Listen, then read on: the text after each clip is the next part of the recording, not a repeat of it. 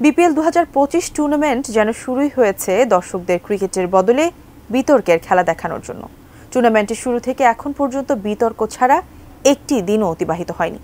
এখন আবার রাজশাহী দল রংপুর রাইডার্সের বিপক্ষে খেলছে বিদেশি খেলোয়াড় ছাড়াই। তবে বিদেশি খেলোয়াড় ছাড়া ম্যাচ খেলা বিপিএল এর নিয়ম বহির্ভূত, যা নিয়ে উঠেছে প্রশ্ন।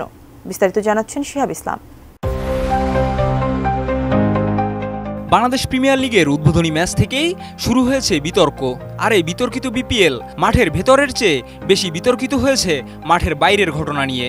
বিশেষ করে খেলোয়াড়দের পারিশ্রমিক সংক্রান্ত বিষয়টি ঘিরে নানা অস্থিরতা দেখা গেছে। পারিশ্রমিক সম্পর্কিত যে নিয়ম বিপিএলে ছিল তা যেন শুধুমাত্র লোক দেখানো হিসেবে প্রদর্শন করা হয়েছে। বারবার নিয়ম লঙ্ঘনের পরও কোনো দলকে এখন পর্যন্ত কোনো উল্লেখযোগ্য শাস্তি দেওয়া হয়নি। কিছুদিন আগে পারিশ্রমিক ইস্যুতে রাজশাহী ফ্র্যাঞ্চাইজির বিরুদ্ধে শাস্তির ঘোষণা দিয়েছিল বিসিবি। তবে পরবর্তীতে তা খেলোয়াড়দের কিছু পারিশ্রমিক দিয়ে মীমাংসা করা হয়। তবুও বিপিএল কর্তৃপক্ষের পক্ষ থেকে এখন পর্যন্ত কোনো দৃশ্যমান পদক্ষেপ নিতে দেখা যায়নি।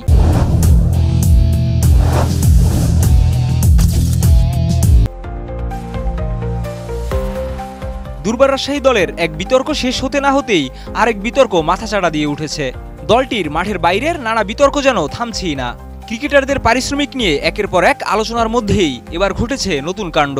রংপুর রাইডার্সের বিপক্ষে আজকের ম্যাচে বিদেশি ক্রিকেটার ছাড়াই মাঠে নেমেছে রাজশাহী। বিপিএল এর গঠনতন্ত্র অনুযায়ী প্রতিটি ম্যাচের ফ্র্যাঞ্চাইজির অন্তত দুজন বিদেশি ক্রিকেটার নিয়ে মাঠে নামা বাধ্যতামূলক।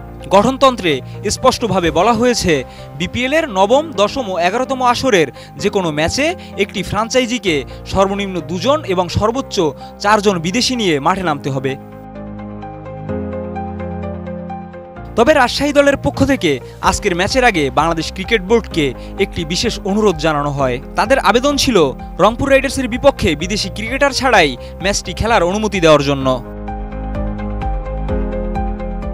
বিসিবি সেই অনুরোধ গ্রহণ করে এবং এক সংবাদ বিজ্ঞপ্তির মাধ্যমে জানায়, বিদেশি খেলোয়াড়দের অনুপস্থিতির কারণে রংপুর রাইডার্সের বিপক্ষে আজকের ম্যাচে শুধুমাত্র বাংলাদেশি খেলোয়াড়দের নিয়ে খেলার জন্য বিপিএল টেকনিক্যাল কমিটির কাছে বিশেষ অনুমোদনের জন্য আবেদন করেছে দুর্বার রাজশাহী। বিসিবি আরও জানায়, অনুরোধটি পর্যালোচনা করার পর এবং বিপিএল এর ম্যাচ খেলার শর্তাবলীর ধারা 1, 2 ও 8 অনুযায়ী টেকনিক্যাল কমিটি রাজশাহীকে এই ম্যাচের জন্য শুধুমাত্র বাংলাদেশি খেলোয়াড়দের নিয়ে খেলার অনুমোদন দিয়েছে। কিন্তু এই নিয়ম বহির্ভূত কর্মকাণ্ড বা কর্তৃপক্ষের কাছে অনুরোধ করে ম্যাচ খেলেই কি শেষ হবে এবারের তথাকথিত বিশেষ আলাদা রকমের আয়োজনের বিপিএল? শিহাব ইসলাম, এটিএন নিউজ।